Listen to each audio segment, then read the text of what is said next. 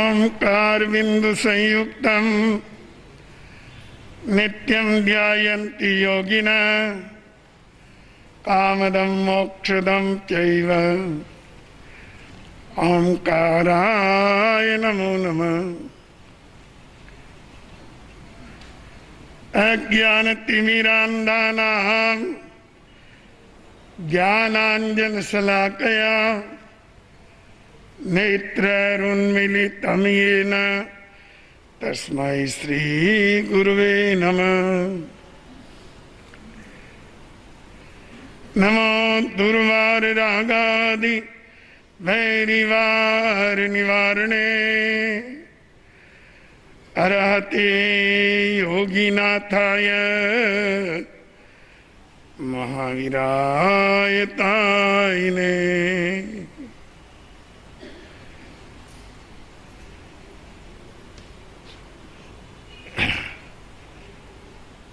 बंधुओं,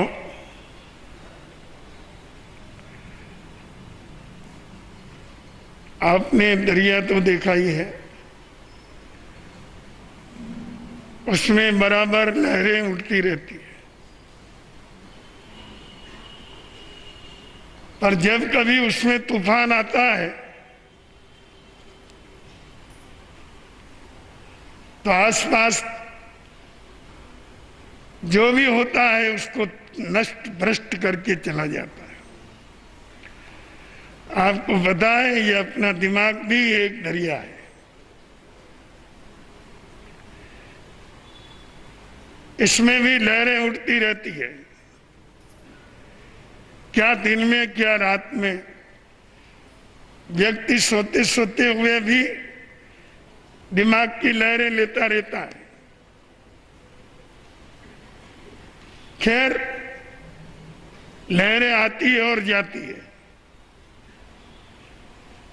पर तूफान नहीं आना चाहिए।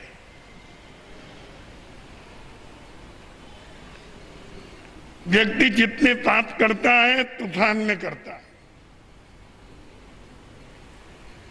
अगर उसके अंतर में तूफान न उठे, हिंसा, झूठ, चोरी, बेईमानी, हत्या, अत्याचार, जितने पाप होते हैं वो मस्तिष्क के अंदर उठने वाले तूफान से होते हैं।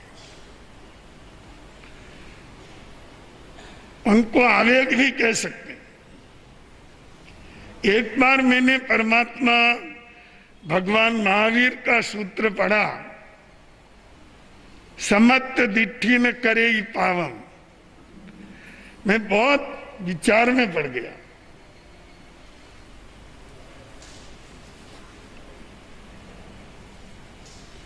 मैंने सोचा ऐसा कैसे हो सकता है।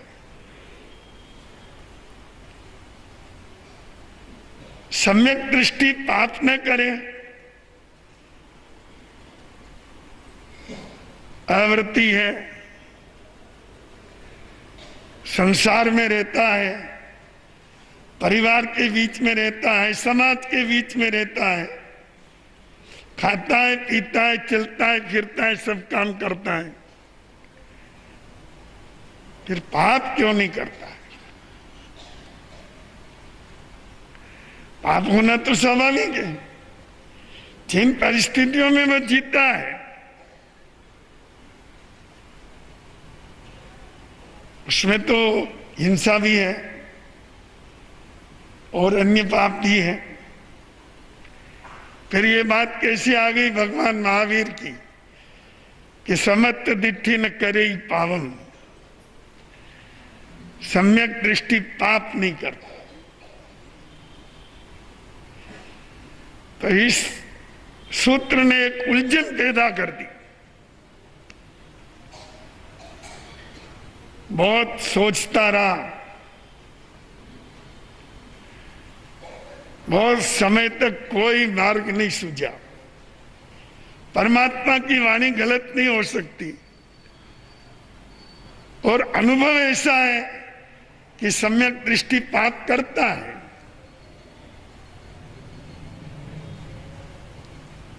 तो फिर ये बात क्या है? बहुत लंबे चिंतन के बाद एक बात समझ में आई।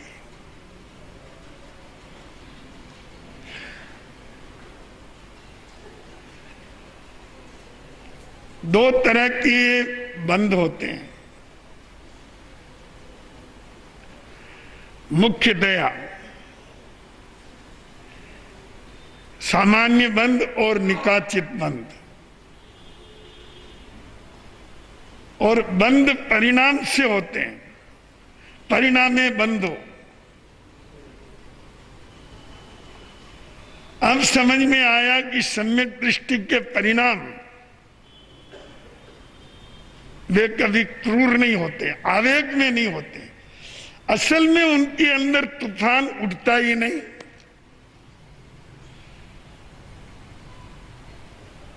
सांसारिकता के कार्य करेंगे पर किसी आवेग से नहीं करेंगे। उस तरह के परिणाम नहीं होते हैं तीव्र, तो तीव्र बंध भी नहीं होता है। तीव्र बंध ही तो सच्चा पाप है, बाकी तो क्रिया है। क्रिया का तो मिच्छामि दुक्कडम होता है, पश्चाताप होता है, मिच्छामि दुक्कडम का प्रायश्चित होता है, आलोचना होती है। अब समझ में आ गई बात कि परमात्मा ने ये पाप किस दृष्टि से कहा। वो पाप जो चेतना को दुर्गति में डाल देता है, जन्म जन्मांतरों की गति को बिगाड़ देता है और उसे भ्रमण के लिए प्रेरित करता है, वो बंध होता है। और बंध तीव्र परिणामों से होता है। परिणामे बंध, ये भी परमात्मा की वाणी है। तो ऐसा पाप जो जीवन को दुर्गति में झोंक दे, सम्यक दृष्टि नहीं करता। क्यों नहीं करता है? कि उसने अपने मस्तिष्क के तूफानों को समाप्त कर दिया। मस्तिष्क में उमड़ने वाले जो आवेग हैं उनको जीत लिया। आवेग नहीं आने देता।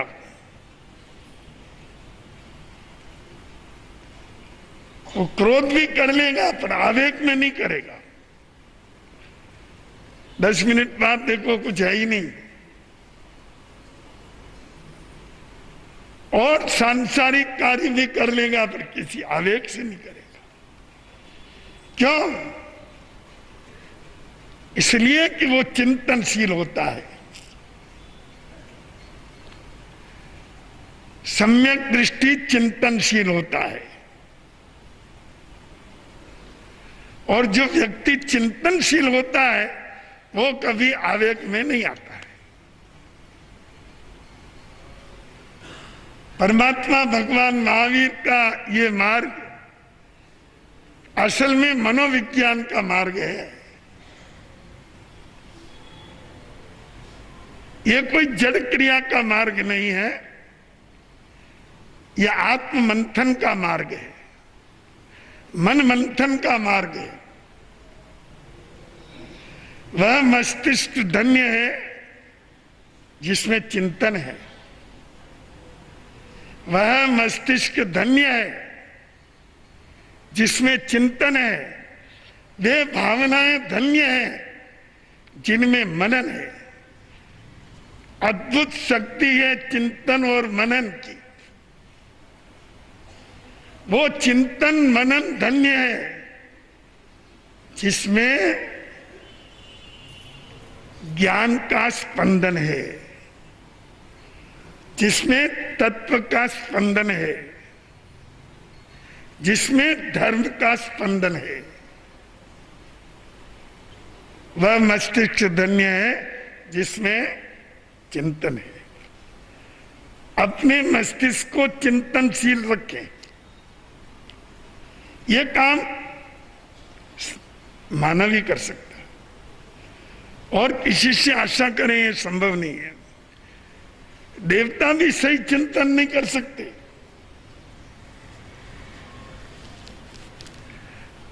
नारकीय जीव तो बेचारे दुखों में पड़े हैं, वो क्या करेंगे। और त्रियंच का क्या कहना, पराधीन प्राणी है। केवल मानव है जो चिंतनशील बन सकता है। सोचना तो सीखो। बोलना सीख लिया, काम करना सीख लिया, सब सीख लिया, सोचना नहीं सीखा। किस बात का क्या परिणाम, किस शब्द का क्या परिणाम, किस क्रिया का क्या परिणाम, इसका नाम चिंतन है। जिस व्यक्ति का मस्तिष्क चिंतनशील है वो अंधकार में भी प्रकाश प्राप्त कर लेता है। चिंतन की इतनी बड़ी शक्ति है। बंधुओं,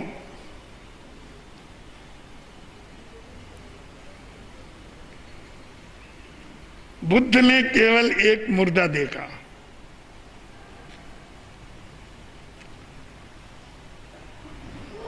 युवा थे, पर उनको जानते नहीं थे कि व्यक्ति जन्मने के बाद मरता भी है और मरने के बाद ये स्थिति होती है, नहीं जानता। उन्होंने पूछा ये क्या हो रहा है। एक व्यक्ति मर गया जिसको श्मशान में जलाने के लिए ले जा रहे हैं, ये मर गया। क्या होता है ये मरना, कि ये जो अपनी चेतना है, आत्मा है, इस शरीर को छोड़ के चली जाती है। फिर ये शरीर कोई काम नहीं करता, फिर इसको उठा के जलाते हैं, या पानी में बहा देते हैं, या धरती में गाड़ देते हैं। तो क्या हर प्रत्येक जीवन की यही कहानी है? हाँ, मेरी भी, आपकी भी। अच्छा, तब तो पहले ही सजग हो जाना चाहिए। यह स्थिति नहीं आए उसके पहले कोई न कोई ऐसा मार्ग ढूंढ लेना चाहिए जिससे आत्मा अमरत्व को प्राप्त हो जाए। और इस चिंतन की गहराई इतनी आगे बढ़ी, इतनी आगे बढ़ी, वो आधी रात में अपना सब परिवार, पत्नी, राहुल आदि राज्य वैभव छोड़ के चुपचाप निकल गए और जंगलों में पहुंचकर साधना रत हो गए। मुर्दे तो आप रोज देखते हैं, देखते क्या है, ले जा के जला के आगे कईयों को। ये मुर्दों के आगे बैठ करके सब रोती हैं, पर किसी ने चिंतन किया कि ये मरा क्यों, और अगर ये मर गया तो क्या एक दिन हम भी जाएंगे। और यदि अपना भी जाना निश्चित है तो फिर क्या श्रेष्ठ कर लेना उचित है जिससे सच्ची आत्म शांति का भान हो, अनुभव हो। समुद्रपाल को कोई मुनिराज उपदेश देने नहीं गए।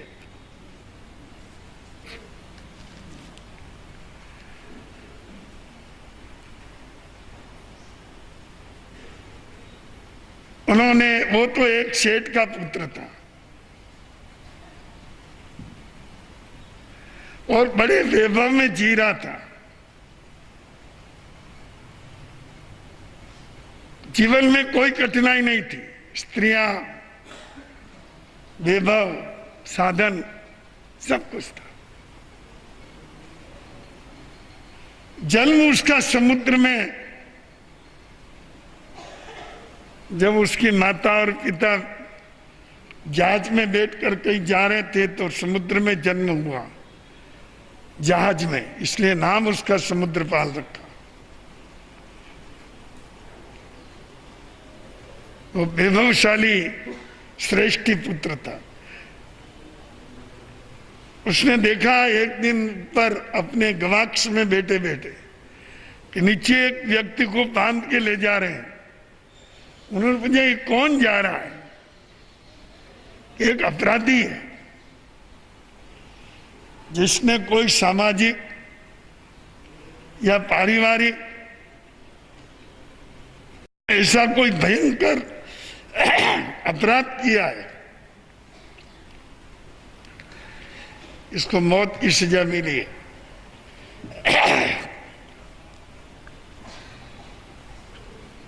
मौत की सजा का विधान नया नहीं है। हजारों वर्ष पहले भी अपराधियों को मौत की सजा दी जाती थी। और मैं कोई सजा का समर्थन नहीं कर रहा हूं, पर पब्लिक में पाप के प्रति भय पैदा हो कि अपराध करने का नतीजा बुरा है, और वह जब सामने दिखाई देता हो तो उनकी आत्मा कांप उठती है। इस तरह के अपराध से हमें बचना ही चाहिए।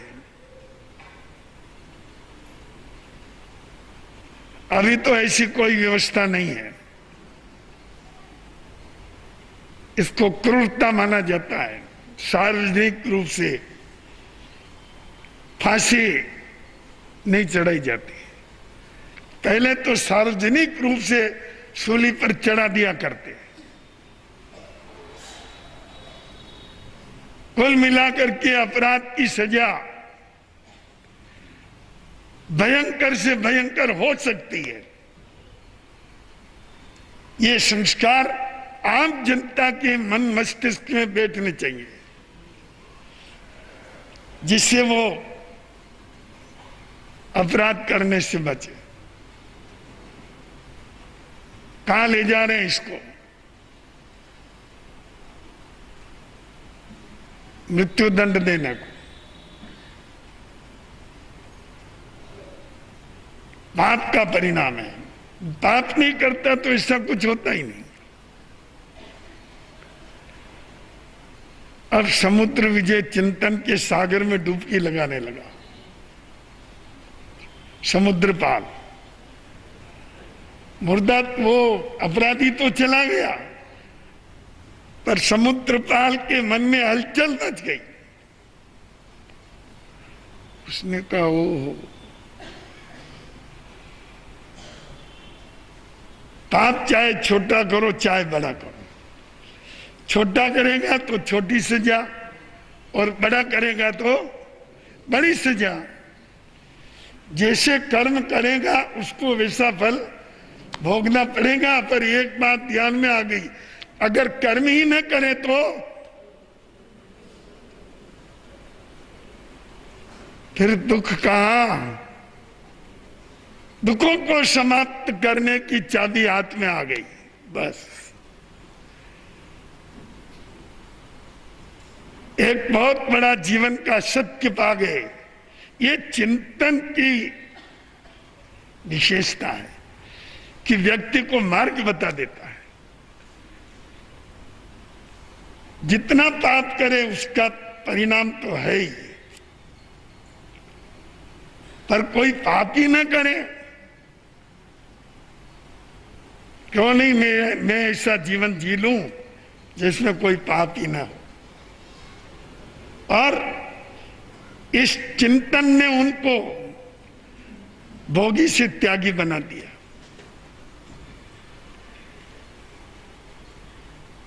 संसार सागर में डूबते डूबते किनारे तक पहुंचा दिया। इस चिंतन ने जीवन में क्रांतिकारी परिवर्तन कर दिया। भोगी से योगी बन गया। ये सब शक्ति आपके पास में भी है, पर आप सोचते नहीं है। तकलीफ इस बात, मैं नहीं कहता कि आप यहां तक सोचोगे आप साधु ही बन जाओ, पर कम से कम इतना तो सोचो कि हम किसी आवेग में ना आए। जितने पाप होते हैं, मैंने पहले कहा ना, आवेग से होते हैं। ये तूफान उठता है, ये समुद्र है, इसमें उठने वाला तूफान बहुत कुछ नष्ट भ्रष्ट कर देता है। इससे बचो। अगर इससे बचोगे तो चिंतन की धारा उमड़ेगी, और जो चिंतन की धारा उमड़ेगी आपके जीवन को नई दिशा दे देगी। बंधुओं, दशरथ को कैकेयी ने एक सफेद बाल दिखाया।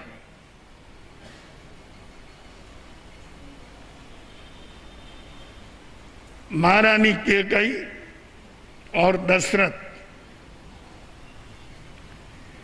बैठे कोई चर्चा कर रहे थे और ध्यान गया दशरथ के बालों की तरफ। उन्होंने कहा, पतिदेव ठहरिए।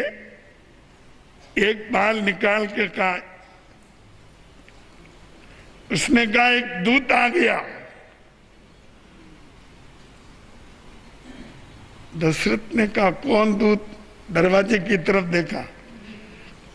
उन्होंने कहा, वो उधर नहीं, उधर नहीं, ये इधर। ये क्या सफेद बाल? अच्छा अच्छा, इसका मतलब ये दूत है, ये मौत का दूत है। काले से सफेद हो गया बाल, इसका मतलब मौत निकट आ रही है।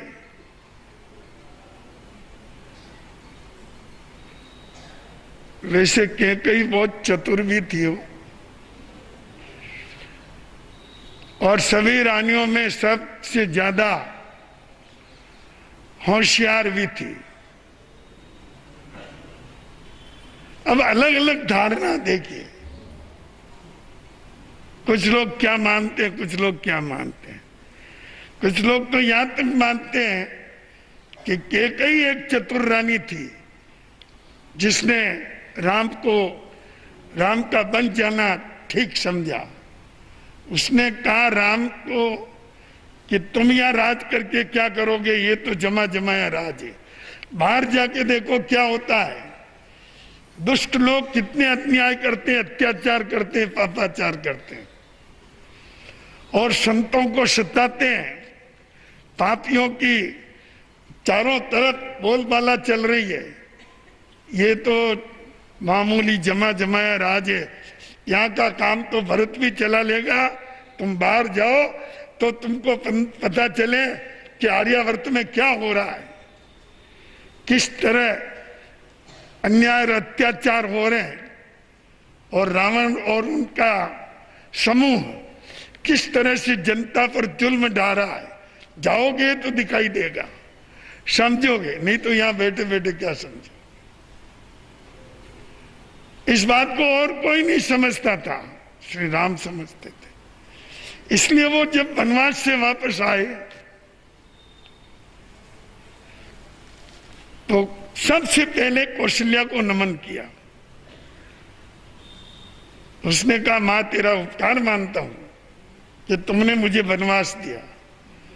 वनवास देने से सज्जनों का मेरे साथ संबंध हुआ, सज्जन मिले, और दुर्जनों का निराकरण हुआ, पापाचार मिटा, और दुष्टों का बोलबाला कम हो गया।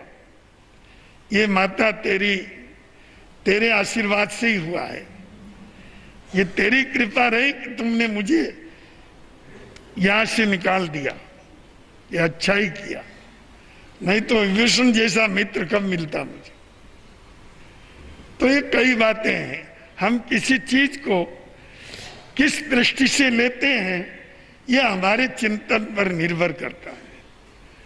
कोई क्या मानता है, कोई क्या मानता है, चिंतन अलग अलग है तो उनकी व्याख्याएं भी अलग अलग हो जाती है। तो बंधुओं, एक बाल बताया सफेद और सजग हो गए दशरथ। उन्होंने कहा राम का राज्य तिलक करके मैं आत्म साधना में लग जाऊंगा, बस ये मिल गई सूचना। सफेद बाल मौत की सूचना है। बंधुओं, चिंतनशील व्यक्ति के मस्तिष्क में ऐसी अनेक समाधान की उर्मियां जागृत होती है। उसके अंदर कई तरह के समाधानों की लहरें आती रहती है और वह अपनी सारी उलझनों को बुद्धिमत्ता के साथ समाप्त कर देता है। वो उलझता नहीं है इसलिए कि वो सोचता है। इसलिए मैं भगवान महावीर के वाणी का फिर उच्चारण करता हूं कि परमात्मा ने कहा समत्व दिट्ठी न करी पावम, क्यों कि सम्यक दृष्टि आवेग में नहीं आता है। जो करता है कर्तव्य की दृष्टि से करता है, सेवा की दृष्टि से करता है, दायित्व की दृष्टि से करता है, सोच समझ के करता है, ऐसा कुछ नहीं करता जिसका परिणाम भयंकर हो। तो आपने सब कुछ सीखा है, जाना है, पहचाना है और आप बहुत कुछ करते भी हो, बहुत कुछ बोलते भी हो। संसार के व्यवहार में सब करना पड़ता है, मैं जानता हूं, पर थोड़ा सोचना सीखो। थोड़ा भी अगर आप में चिंतन करने का मादा अगर विकसित हो गया, आपकी चिंतन शक्ति आगे बढ़ गई, तो आपको अपने जीवन के अंदर बहुत शांति और आनंद का अनुभव होगा, क्योंकि आपके द्वारा किसी तरह का कोई महान पाप घटित नहीं होगा। आज के प्रवचन का यही सार है, आत्मसात करें, आनंद ही आनंद।